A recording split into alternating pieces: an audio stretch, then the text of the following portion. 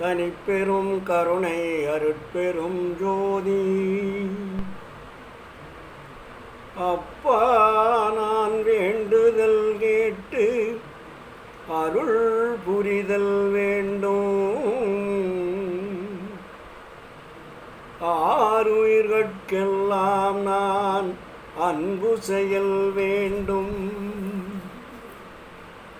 அப்பா நான் வேண்டுதல் கேட்டு அருள் புரிதல் வேண்டும். ஆருயிர்கட்கெல்லாம் நான் அன்பு செயல் வேண்டும். எப்பாரும் எப்பதமும் எங்கனம் நான் சென்றே என் தந்தனினது அருட்புகழை எம்பியிடல் வேண்டும். செப்பாதமே நிலைமேல் சுத்த சிவமார்க்கம் திகழ்ந்தோங்க அருஜோதி செலுத்திடல் வேண்டும். தப்பேது நான் செய்யணும் நீ பொறுத்தல் வேண்டும். தலைவானினை பிரியாத நிலைமையும் வேண்டுவனே.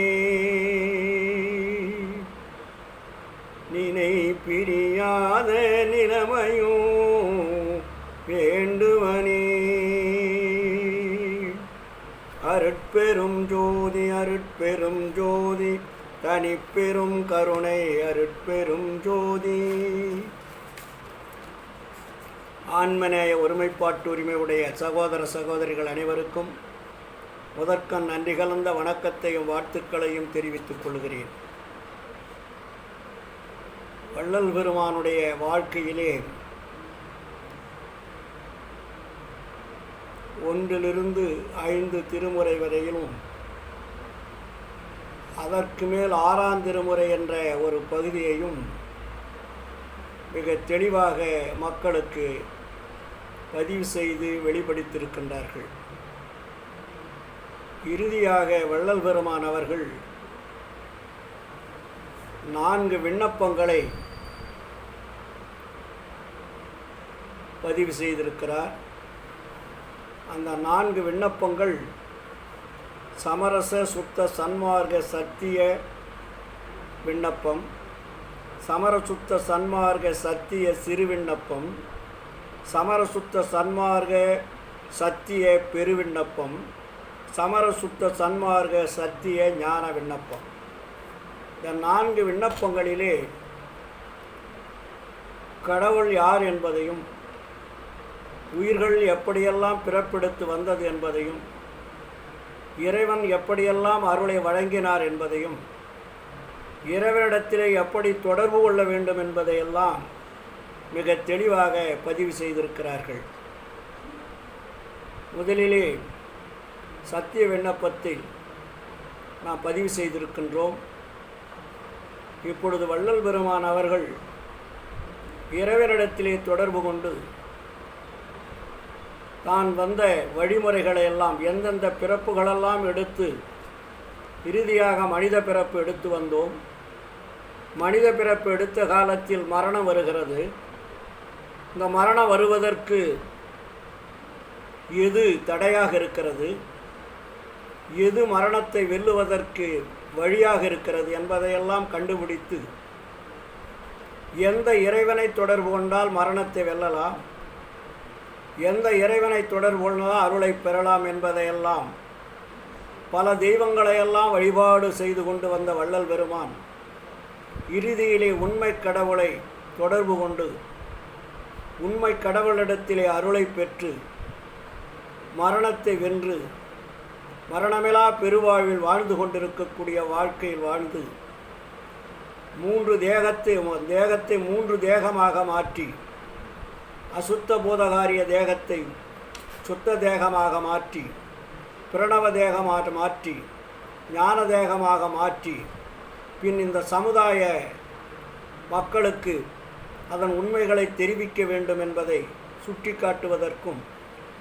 அருட்பெருஞ்சோதி என்ற இயற்கை உண்மை கடவுளை கண்டுபிடித்து அந்த இயற்கை உண்மை கடவுளை வடலூருக்கு வர வைக்கக்கூடிய ஒரு சூழலை உருவாக்கி வடலூரிலே ஒரு சத்திய ஞான சபையை கட்டி அந்த சபையிலே அருட்பெருஞ்சோதி அருள் வழங்க வேண்டும் என்ற எண்ணம் கொண்டு தன்னுடைய வாழ்க்கை வரலாறுகளை தான் எந்தெந்த பிறப்பெல்லாம் பிறந்து இறுதியிலே இறைவனை தொடர்பு கொண்டேன் என்ற அந்த உண்மை விளக்கத்தை வள்ளல் பெருமான் அவர்கள் சமரசுத்த சன்மார்க்க சத்திய சிறு விண்ணப்பத்தின் வாயிலாக தெரியப்படுத்துகின்றார்.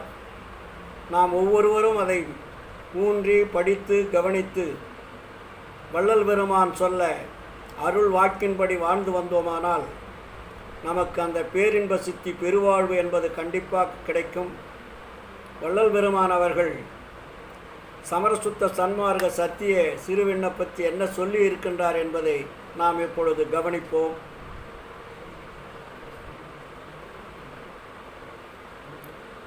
இயற்கை உண்மையர் என்றும் இயற்கை அறிவினர் என்றும் இயற்கை இன்பினர் என்றும் நிர்குணர் என்றும் சிற்குணர் என்றும் நித்தியர் என்றும் சத்தியர் என்றும் ஏகர் என்றும் அநேகர் என்றும் ஆதியர் என்றும் அனாதியர் என்றும் அமலர் என்றும் அருட்பெரும் ஜோதியர் என்றும் அற்புதர் என்றும் அதிசயர் என்றும் எல்லாம் ஆனவர் என்றும் எல்லாம் உடையவர் என்றும் எல்லாம் வல்லவர் என்றும் குறிக்கப்படுதல் முதலிய அளவு கடந்த திருக்குறிப்பு திருவார்த்தைகளால் சுத்த சன்மார்க்க ஞானிகள் துதித்தும் நினைத்தும் உணர்ந்தும் புணர்ந்தும் அனுபவிக்க விளங்குகின்ற தனித்தலைமை பெரும்பதியாகிய பெருங்கருணை கடவுளே, தேவரி திருவருட் சமூகத்தில்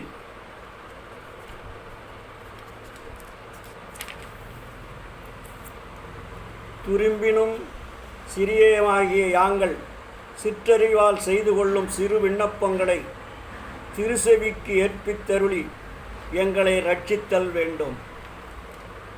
எல்லா சக்திகளுக்கும் எல்லா சத்தர்களுக்கும் எல்லா தலைவர்களும் அறிந்து கொள்ளுதற்கு மிகவும் அரியதாய் எல்லா தத்துவங்களுக்கும் எல்லா தத்துவிகளுக்கும் அப்பாலாய் விளங்கும் ஓர் சுத்த ஞான வெளியில் தமக்கு ஒரு விதத்தாலும் ஒப்பு உயர்வு இன்றி சிறிதும் குறிக்கப்படாத தனிப்பெருந்தலைமை அருட்பெருஞ்சோதியாகி விளங்குகின்ற தேவரீரது தனிப்பெருந்தன்மைக்கு மெய் அறிவுடையோரால் விதிக்கப்பட்ட வேதாகமங்களும் பெருந்தகை வாசகத்தை பெறாது சிறுதகை வாசகங்களை பெற்று திகைப்படைகின்றன என்றால் மலத்தில் புடுத்த புடிவிரும் சிறியோமாகிய யாங்கள் திரு சமூகத்தில் விண்ணப்பத்திற்குரிய பெருந்தகை வாசகத்தை எவ்வாறு அறிவோம், எங்கனம் செய்வோம்? ஆதலில் கருணாநிதியாகிய கடவுளே, யாங்கள் விண்ணப்பிக்கின்ற அற்ப வாசகத்தில் உரிமை நோக்காது அங்கீகரித்து அருளி எங்களை காத்தருளல் வேண்டும்.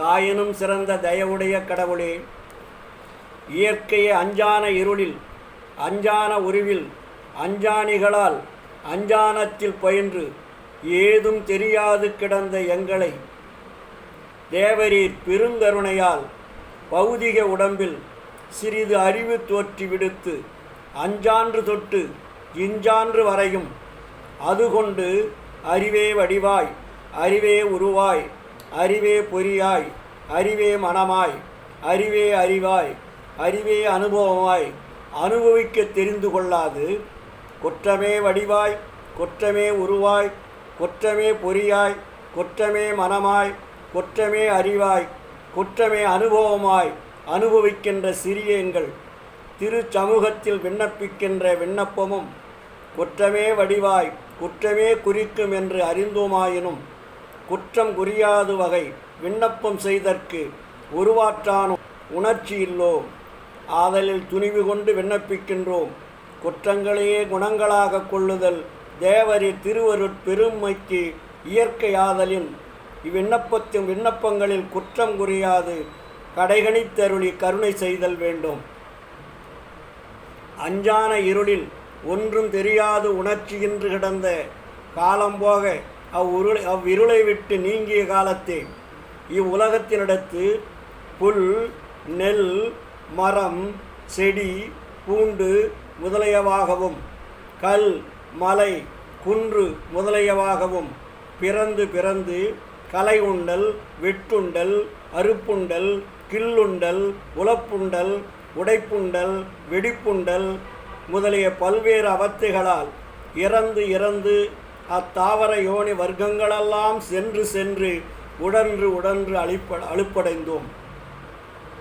பின்னர் எறும்பு, செல், புழு, பாம்பு, உடும்பு, பல்லி முதலியவாகவும் தவளை, சிறுமீன், முதலை, சுறா, திமிங்கலம் முதலியவாகவும் பிறந்து பிறந்து தேய்ப்புண்டல், நசுக்குண்டல், அடி உண்டல், பிடி உண்டல் முதலிய பல்வேறு அவத்தைகளால் இறந்து இறந்து அவ்வூர்வன நீர்வாழ்வன யோனி வர்க்கங்களெல்லாம் சென்று சென்று உடன்று உடன்று அழுப்படைந்தோம்.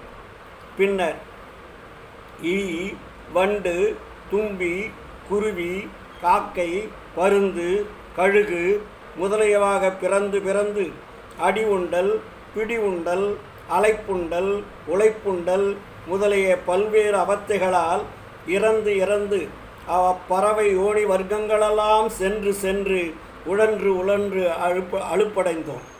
பின்னர் அணில், குரங்கு, நாய், பன்றி, பூனை, ஆடு, மாடு, யானை, குதிரை, புலி, கரடி முதலியவாக பிறந்து பிறந்து பிடி உண்டல், அடி உண்டல், குத்துண்டல், வெட்டுண்டல், தாக்குண்டல், கட்டுண்டல், தட்டுண்டல் முதலிய பல்வேறு அவத்தைகளால் இறந்து இறந்து அவ்விலங்கு யோனி வர்க்கங்களெல்லாம் சென்று சென்று உழன்று உழன்று அழுப்படைந்தோம். பின்னர் பசாசர், பூதர், ராக்கதர், அசுரர், சுரர் முதலாக பிறந்து பிறந்து அலைப்படுதல், அகப்படுதல், அகங்கரித்தல், அதிகரித்தல், மறந்து நிற்றல், நினைந்து நிற்றல், மயக்குறுதல், திகைப்புறுதல், போரிடுதல், கொலைப்படுதல் முதலிய பல்வேறு அவத்தைகளால் இறந்து இறந்து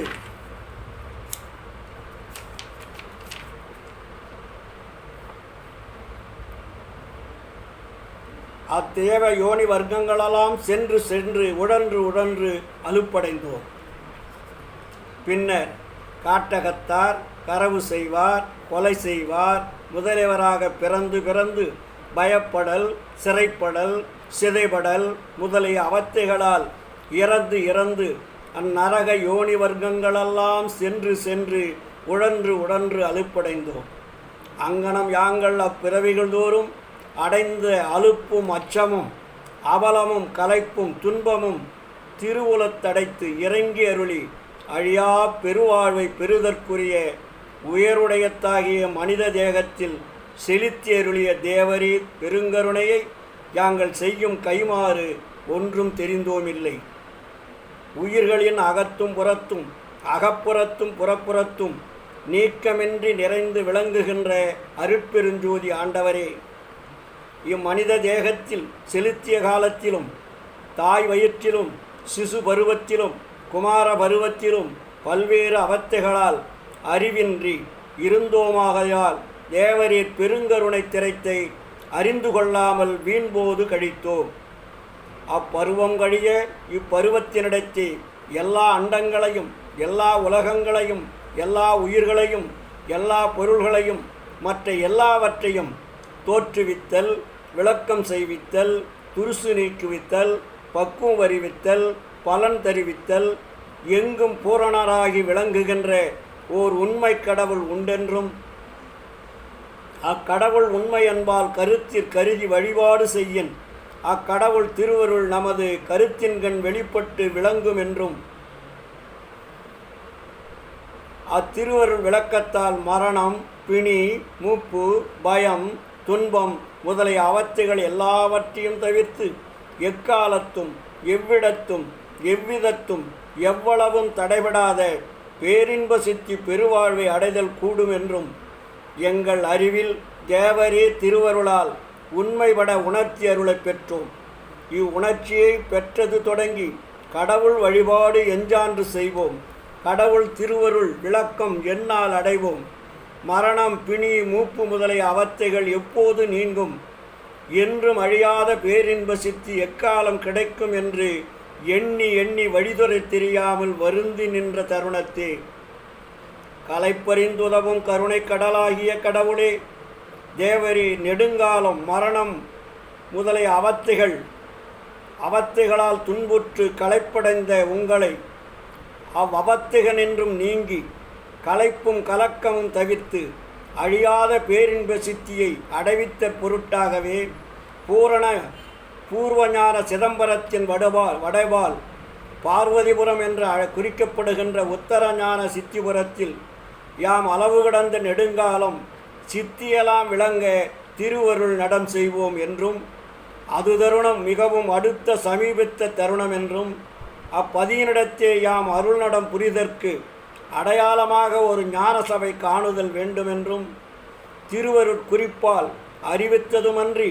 அருளுருவாகி எங்கள் அகத்தும் புறத்தும் அமர்ந்தருளி யாதோர் தடைகளுமின்றி அத்திருஞான சபையும் தோன்றி விளங்க செய்வித்தருளிய தேவரே, பெருங்கருணையை கருதுந்தோறும் பெருங்களைப்படைகின்றோம். இனி அத்திருஞான சபையை அலங்கரித்தல் வேண்டுமென குறிப்பித்த வண்ணம் அலங்கரிக்கத் தொடங்குகின்றோம். அருட்பெருஞ்சோதி ஆண்டவரே, தேவரீர் அருளுருவாகி எங்கள் அகத்தும் புறத்தும் அமர்ந்தருளி யாங்கள் செய்யும் அலங்கார திருப்பணியில் எவ்விதத்தாலும் யாதொரு தடையும் வராத வண்ணம் செய்வித்து அவ்வலங்கார திருப்பணியை முற்றுவித்தருளல் வேண்டும். சர்வ வல்லவராகிய தனித்தலைமை கடவுளே, அத்திரு அலங்கார திருப்பணி முற்றிய தருணத்தே தேவரீர் அமர்ந்தருளி அற்புத திருவருள் விளக்கத்தால் எங்களையும் இவ்வுலகில் தேகத்தை பெற்ற மற்றவர்களையும் உண்மை அடிகளாக்கி உண்மை அறிவை விளக்கி உண்மை இன்பத்தை அளித்து சமரச சுத்த சன்மார்க்க நிலைகள் வைத்து சத்திய வாழ்வை அடைவித்து நித்தியர்களாக்கி வாழ்வித்தல் வேண்டும். எல்லாமுடைய அருட்பெருஞ்சோதி அற்புத கடவுளே, இது தொடங்கி எக்காலத்தும் சுத்த சன்மார்க்கத்தின் முக்கிய தடையாகிய சமயங்கள், மதங்கள், மார்க்கங்கள் என்பவற்றின் ஆச்சார சங்கற்ப விகற்பங்களும் வர்ணம், ஆசிரமம் முதலிய உலகாச்சார சங்கற்ப விகற்பங்களும் எங்கள் மனதில் பற்றாத வண்ணம் அருள் செய்தல் வேண்டும். சுத்த சன்மார்க்கத்தின் முக்கிய லட்சியமாகிய ஆன்மநேய ஒருமைப்பாட்டுரிமை எங்களுக்குள் எக்காலத்தும் எவ்விடத்தும் எவ்விதத்தும் எவ்வளவும் விலகாமல் நிறைந்து விளங்க செய்வித்தருளல் வேண்டும். எல்லாம் ஆகிய தனித்தலைமை பெரும்பதி அருட்பெருஞ்சோதி ஆண்டவரே, தேவரே, திருவருட் பெருங்கருணைக்கு வந்தனம் வந்தனம் வந்தனம். என் வண்ணமாக மிக தெளிவான விண்ணப்பத்தை வள்ளல் பெருமான் அவர்கள் சமரசுத்த சன்மார்க்க சத்திய சிறுவிண்ணப் என்ற தலைப்பிலே பதிவு செய்திருக்கின்றார். வடலூர் பெருவழியிலே 80 காணி இடத்திலே வள்ளல் பெருமான் அவர்கள் சமரசுத்த சன்மார்க்க சத்திய தர்மத்தை ஆரம்பித்து 1872ஆம் ஆண்டு சமரசுத்த சன்மார்க்க சத்திய ஞான சபையை தோற்றுவித்து இங்கு வருபவர்களெல்லாம் உண்மை கடவுளாகிய அருட்பெருஞ்சோதி ஆண்டவர் ஒளிவடிவாக இங்கே விளக்கம் அளிக்கின்றார். இங்கே வந்து வந்து நீங்கள் தரிசிக்க பெறுவீர்களாகில் உங்கள் ஆன்மாவில் இருக்கக்கூடிய திரைகளெல்லாம் விலகி ஆன்மை என்ப லாபத்தை அடைந்து பேரின்ப சித்தி பெருவாழ்வை பெறுதல் வேண்டும் என்பதற்காகவே வள்ளல் பெருமான் அவர்கள் அருட்பெருஞ்சோதி ஆண்டவரை வடலூருக்கு வர வைத்து சத்திய ஞான சபையிலே அமர வைத்து உலகில் உள்ள மக்கள் அத்தனை பேருக்கும் வந்து தரிசிக்க பெறுகின்ற பொழுது ஒழுக்கங்களை கடைபிடித்து இறைவனை உண்மை அன்பால் தரிசிக்கின்ற பொழுது எல்லாம் வல்ல அருட்பெருஞ்சோதி ஆண்டவர் அவர்கள் ஆன்மாவில் இருக்கக்கூடிய திரைகளை விலக்கி அருளை வாரி வழங்குவார். அதனால்தான் வள்ளல் பெருமான் அவர்கள் சமரசுத்த சன்மார்க்க சத்திய சங்கத்தை ஆரம்பித்து சமரசுத்த சன்மார்க்க சத்திய தர்மச்சாலை ஆரம்பித்து சமரசுத்த சன்மார்க்க சத்திய ஞான சபை ஆரம்பித்து இறைவனை தொடர்பு கொள்வதற்கு ஒழுக்கம் முக்கியமானது என்று சொன்னார்கள். அந்த ஒழுக்கம்தான் ஒவ்வொரு மனிதனும் நம் உடம்பில் இருக்கக்கூடிய 4 பகுதிகளாக பிரிக்கப்பட்ட இந்திரியம், கரணம், ஜீவன், ஆன்மா என்ற இந்த 4 பகுதிகளிலே முதலாவதாக இருக்கக்கூடிய 2 பகுதிகள் புறப்புறம் என்று சொல்லக்கூடியது இந்திரியம், கரணம். இந்திரியங்களை கட்டுப்படுத்தி இந்திரிய ஒழுக்கங்களை வள்ளலார் சொல்லிய வண்ணம் கடைபிடித்து வாழ்ந்து கரண ஒழுக்கங்களை கடைபிடித்து கரண ஒழுக்கங்கள் மூலமாக இறைவனை தொடர்பு கொண்டு நாம் வாழ்ந்தோமானால் நாம் நிச்சயமாக அருளை பெற்று மரணமிலா பெருவாழ்வை வாழலாம். அது புற வழிபாடோ இல்லை புற தெய்வ வழிபாடோ சிலை வழிபாடோ ஆலய வழிபாடோ சன்மார்க்கத்திற்கு உகந்ததல்ல. சன்மார்க்கத்தினுடைய வழிபாடு ஜீவகாருண்யமே கடவுள் வழிபாடு, ஜீவகாருண்யமே கடவுள் வழிபாடு, உயிர் இரக்கமே கடவுள் வழிபாடு என்பதை மிக தெளிவாக சொல்லியிருக்கிறார்கள். ஆதலால் தான் வள்ளல் பெருமான் இறைவனை வேறு எங்கும் தேட வேண்டாம், நமது புருவ மத்தியிலே உச்சிக்கு கீழே உள்நாக்குக்கு மேலே மத்தியிலே ஒரு புள்ளி வடிவமாக ஆன்மா இருக்கிறது. அந்த ஆன்மாவை தொடர்பு கொண்டு அதனால் ஏற்படக்கூடிய அந்த உஷ்ணத்தினால் இறைவனை தொடர்பு கொள்வதற்கு ஒரு வாய்ப்பாக இருக்கும். அந்த இறைவனை தொடர்பு கொண்டால் மட்டும்தான் நாம் அருளை பெற முடியும். மற்ற இறைவனை தொடர்பு கொள்வதால் எந்த பயனும் இல்லை என்று சொல்லி வள்ளல் பெருமான் அவர்கள் மிக தெளிவாக நமக்கு சொல்லியிருக்கின்றார்கள். அதை நாம் எல்லாம் பின்பற்ற வேண்டும். அதனால்தான் வள்ளலார் சொல்லுகிறார், ஏவைசார் மதங்களிலே பொய்வகை சாத்திரங்கள் எடுத்துரைத்தே எமது தெய்வம் என்றே கைவகையை கதறுகின்றி தெய்வம் ஒன்றென்றறி கரிபிடித்த கலகமிட்ட பெரியரினும் பெருகி ஐவகைய பூத உடம்பு அழிந்திடில் என் புரிவி அழிவுடம்பை அழியாமையாக்கும் வகையறி உய்வகையன் தனித்தந்த வருகின்ற தருணம் இது உண்மை உரைத்தேனே என்று சொல்லுகிறார். அதே நேரத்திலே நாம் எதை தொடர்பு கொள்ள வேண்டும் என்பதை மிக தெளிவாக வள்ளல் பெருமான் அவர்கள் பதிவு செய்கிறார்கள். குறித்து உரைக்கின்றேன் இதனை கேள்வி நீங்கே வம்மின் கோணுமன குரங்காலே நாணுகின்ற உலகி வெறித்த உம்மால் ஒரு பயனும் வேண்டுகிறேன் எனது மெய்யுரையை பொய்யுரையாய் வேறு நினையாதி பொறித்த மதம் சமயம் எல்லாம் பொய்யே அவற்றில் புகுதாதி செரித்திடு சிற்றவை நடத்தை தெரிந்து துதித்திடுமின் சித்தியலாம் இத்தினமே சத்தியம் சேர்ந்திடுமே என்று மிக தெளிவாக சொல்லுகிறார்கள். அப்போ செரித்திடு சிற்றவை நடம் என்பது எங்கே என்றால் அதுதான் ஆன்மா இருக்கக்கூடிய இடம், நம்முடைய புருவ மத்தி. அதுதான் அகம் என்று சொல்லக்கூடியது. அகம் என்று சொல்லக்கூடிய அந்த அகத்திலே இருக்கக்கூடிய சிற்றவை நடம் என்று சொல்லக்கூடிய இறைவன் இருக்கக்கூடிய இடம்தான் ஆன்மாவுடைய சிற்றவை. அந்த ஆன்மா இருக்கக்கூடிய இடத்தை இடைவிடாது தொடர்பு கொண்டு அந்த இடத்திலே நீங்கள் மனதை செலுத்துவீர்களானால் இறைவன் உங்களுக்கு எந்நேரமும் தொடர்பு கொண்டு உங்களுடைய ஒடுக்கத்திற்கு தகுந்தார் போல அருளை வாழி வழங்குவார். அந்த அருளை பெற்று நாம் முத்தேக சித்தி பெற்று மரணமிலா பெருவாழ் வாழலாம் என்று கூறிக்கொண்டு இந்த சிறிய உரையை நிறைவு செய்கிறேன். நன்றி, வணக்கம், வாழ்த்துக்கள். அருட்பெரும் ஜோதி தனிப்பெரும் கருணை அருட்பெரும் ஜோதி.